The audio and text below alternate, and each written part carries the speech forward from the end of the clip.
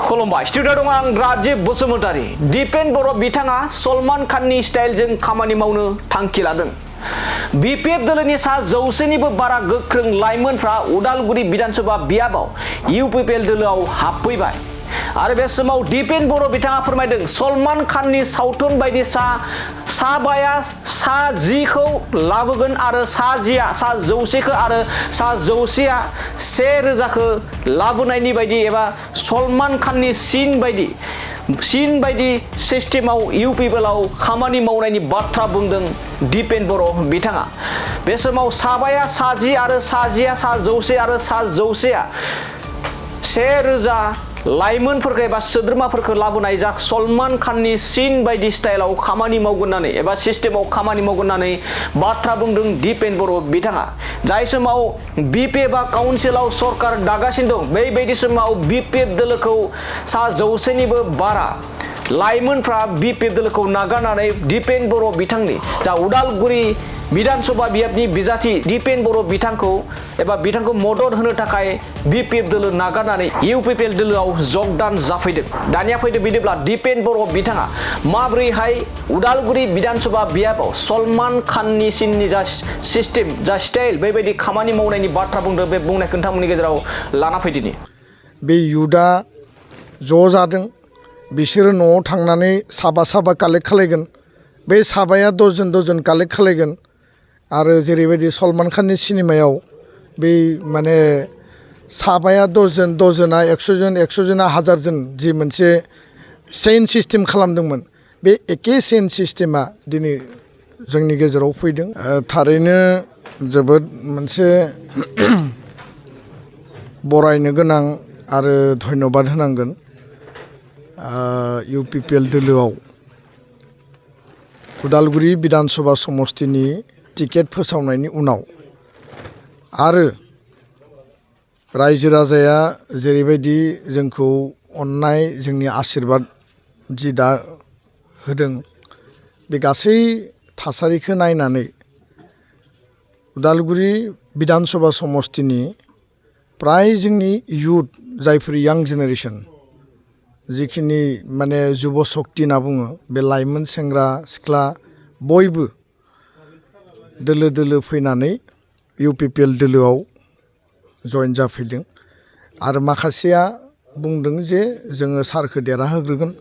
आरो देरहाखांनायनि उनाव जोङो आरो जइन जागोन। माखासे दा जइन जागासिनो दङ माखासेया सम आरो थासारिनि थाखाय जइन जानो थाखाय माने टाइम बिदों। दा बे गासै परिबेस परिस्थितिखौ नायनानै आंहा मोनसे आत्मबिश्वास फैदों रायजो राजाया मोनसे आत्मबिश्वास होदों जे एबाराव परिबर्तन मोनसे नांगौ आरो आसाम विधानसभायाव थांनानै आद्रा थानाय जोंनि ओनसोलनि जोंनि अधिकारफोरखौ लानानै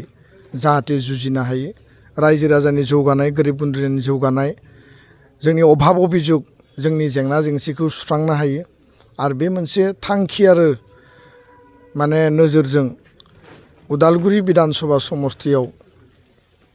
गासैबो ओनसोलाव जायगायाव आङो थांनो थाखाय नाजादों। मोनफ्रोमबो गामियाव रिच जानो थाखाय आङो एजेन्डा लादों। दिनै बनगुरुंनिफ्राय आमलाइगुरिनिफ्राय घरादागनिफ्राय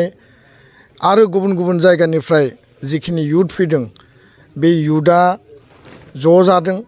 बिसोरो न'आव थांनानै साबा कालेक्ट खालायगोन बे साबाया दजन कालेक्ट खालायगोन आरो जेरैबायदि सलमान खाननि सिनेमायाव बे माने साबाया दजना 100 जना 1000 जन जि मोनसे चेन सिस्टेम खालामदोंमोन बे एके चेन सिस्टेमा दिनै जोंनि गेजेराव फैदों। आं बेखायनो यूपीपीएल दोलोआव